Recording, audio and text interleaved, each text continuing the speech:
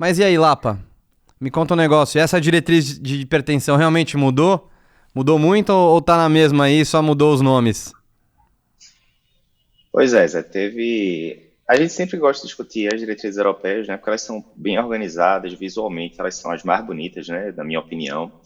Mas às vezes eles colocam alguns conceitos lá que nem sempre sobrevivem à prova do tempo, né? Nesse ponto específico, eles colocaram alguns conceitos ali discutíveis, né? Discutindo com vários especialistas aqui no Brasil, nem todo mundo achou adequado, mas a gente vai discutir então a nova nomenclatura ali de pressão elevada, etc. Primeiro ponto.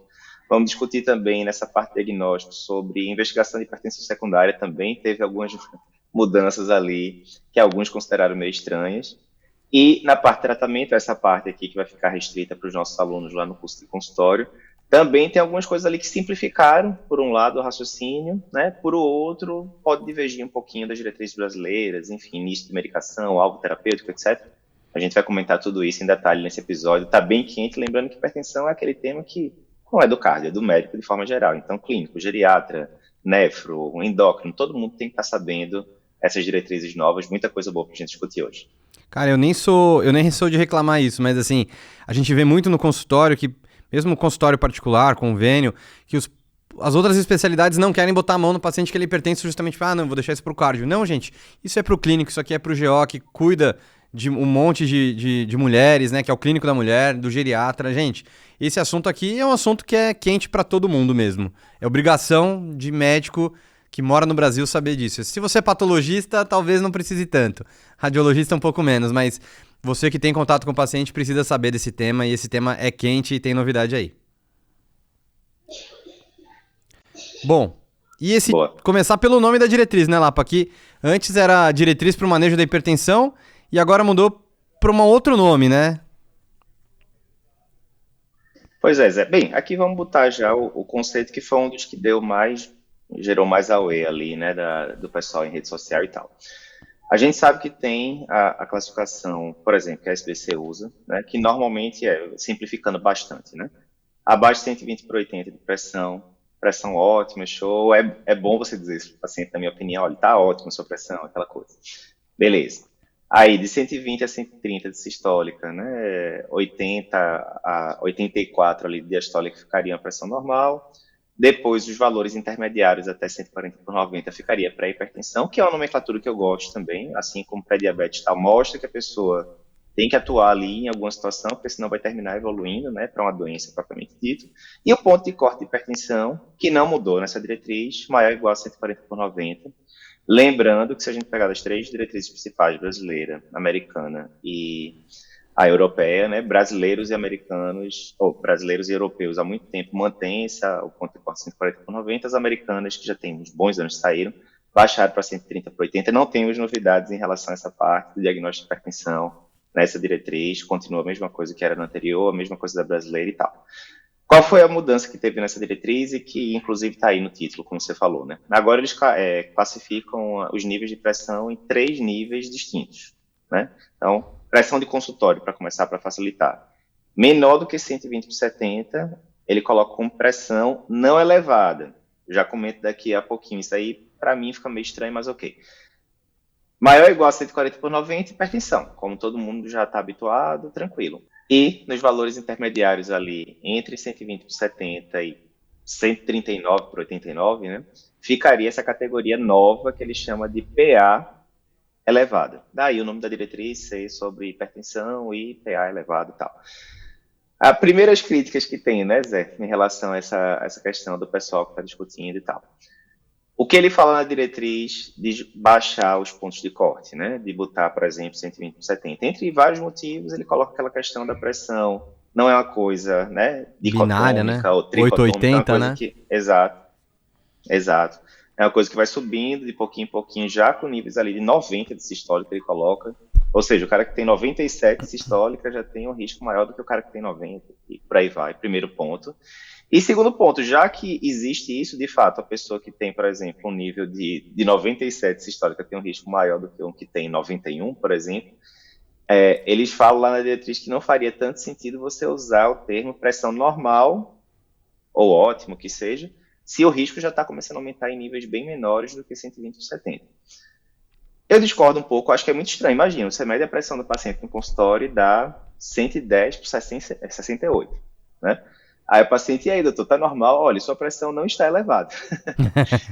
Eu acho meio estranho você não poder dizer para o cara, não, fica tranquilo, as coisas estão direitinho, né? Não tem que se preocupar com isso. Não, mas tá normal. Não, normal não tá não elevado.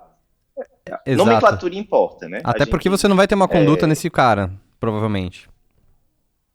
exatamente. Então, primeiro ponto, eu acho que isso, né? O segundo ponto é esse, sei lá, até a população de forma geral já está acostumado, né? 12 por 8, aquela coisa toda, tal, né? 120 por 80.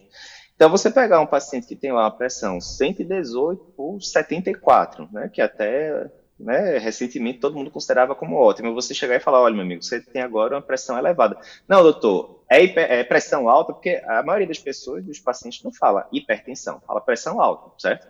Pressão alta, pressão elevada, são sinônimos, né? Então, eu acho que isso pode causar uma confusão danada entre os pacientes mesmo, sabe? Ah, doutor, foi ali no meu médico, a pressão deu 118 por 73, ele disse que eu tô com pressão elevada. E aí a esposa do paciente não foi na consulta, falou, mas como assim? Tá tão boa, não sei o que. Começa aquela confusão, né? Então, assim, eu não sei se eu gostei muito, não gostei muito dessa nomenclatura nova, conversando já com pessoas que fazem parte das diretrizes de hipertensão aqui da SBC em off, né? O pessoal, olha, né, a gente acha que também não faz muito sentido, na próxima diretriz provavelmente está mais para a gente manter do jeito que estava na antiga, enfim, vamos ver cenas dos próximos capítulos. Mas eu acho que a primeira grande mudança é essa, 3 níveis de pressão agora, menor que 120 por 70, pressão não elevada, maior ou igual a 140 por 90, hipertensão não mudou, e o valor intermediário, que é bem amplo, ficou com PA elevado. Maravilha. Bom, e aí do que a gente tem ainda só pra gente relembrar aqui dos fatores de risco, né? A diretriz é bem feliz também que coloca muitos gráficos legais pra gente poder usar em aula também, mas coloca como fatores genéticos, né? Fatores comportamentais, então o paciente, ele reforça que a hipertensão na fisiopatologia, que ela é complexa, atividade física, sedentarismo, qualidade do sono, padrão alimentar, ingesta de sódio e potássio, a gente vai esmiuçar isso melhor na parte do tratamento não farmacológico também, dieta DASH, por exemplo, uma dieta que é rica em potássio, obesidade, consumo de álcool, medicações que afetam aumentam a pressão, por exemplo. Ele coloca coisas mais macro, né, e depois ele vai fechando aqui. Então, outras coisas que ele coloca, como por exemplo, poluição, o clima, fatores ambientais também que vão acabar tendo, fatores epigenéticos, sexo, né, o gênero do paciente, e aí a gente vai fechando para aqueles fatores mais clássicos, então terapia hormonal, parte hormônios sexuais, sistema renina-angiotensina-aldosterona, ativação, né, neurohormonal, isquemia renal, paciente que ele tem uma sensibilidade aumentada a ingesta de sódio, por exemplo, disfunção endotelial, rigidez arterial, reflexo baroreceptores, né, por exemplo, disfunção de sistema autonômico simpático. E aí tudo isso a gente acaba juntando como fatores de risco que vão acabar sendo importantes no tratamento da hipertensão, por isso que não tem um remédio único que acaba também tratando tudo. É muito mudança de estilo de vida, entender o que está afetando aquele paciente e tentar atuar em várias vias no tratamento, que é uma das coisas novas dessa diretriz, pelo menos, que ele reforça que o tratamento, a gente começa em doses baixas, dupla terapia, não resolveu, vai para tripa-terapia em dose baixa, mas isso a gente vai esmiuçar melhor aí na parte do tratamento também. Coisa também que ele comenta, Lapa, que é interessante, pelo menos na minha época, a gente tinha um conceito de que lesão de órgão-alvo eram poucas coisas que a gente podia avaliar. E aqui ele também coloca várias outras coisas que a gente pode considerar também como lesão de órgão-alvo. Se quiser comentar, senão eu comento aqui também. Mas acho que a gente ficava muito só de fundo de olho, sobrecarga no eletro, microalbuminúria, mas é muito maior do que isso, né? Ele bota lá um gráfico, né, Zé, que ele bota todas as possíveis repercussões, né, que a hipertensão pode dar em diferentes sistemas orgânicos. Mas aí é importante, né, porque às vezes o pessoal vai ler a diretriz ali rapidinho e, né, vou ter que investigar isso tudo. Ele tem até uma tabela que ele coloca lá depois, que é tipo assim, basicão que você tem que pedir para hipertensão, né? E essa parte, sinceramente, não mudou, né? Eletro, perfil lipídico, função tiroidiana, né, porque cálcio, etc, para você, a gente vai comentar depois, para investigar possíveis causas muito prevalentes ali de hipertensão secundária, para você deixar passar um hipertireoidismo, por exemplo. Fica feio, né? Porque a gente sabe que pode dar hipertensão sistólica, aquela coisa.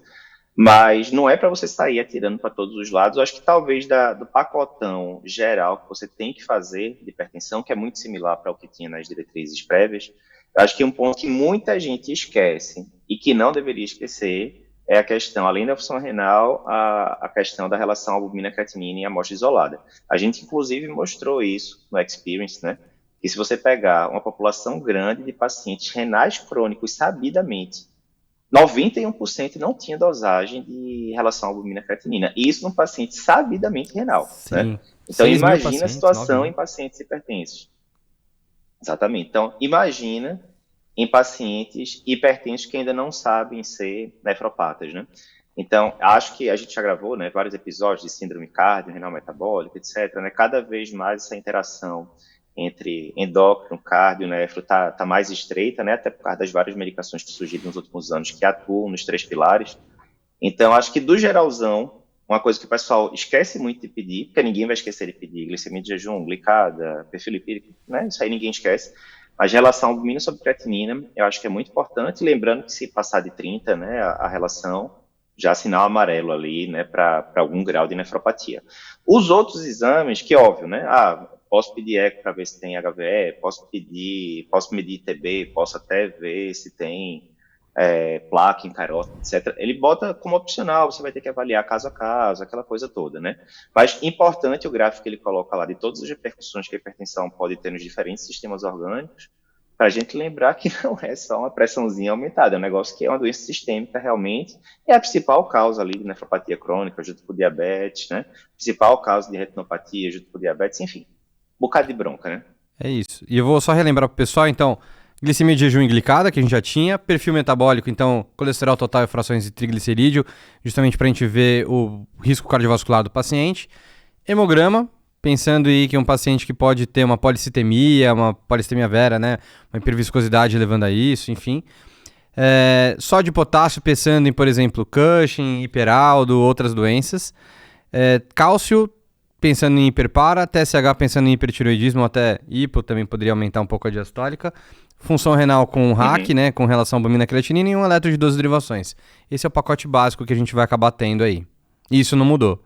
A diretriz brasileira acho que ainda botava ácido úrico antigamente, se eu não me engano, mas aqui não coloca. Mais uma vez o alerta aí da relação. Eu acho que é isso que muita gente esquece, mais uma vez.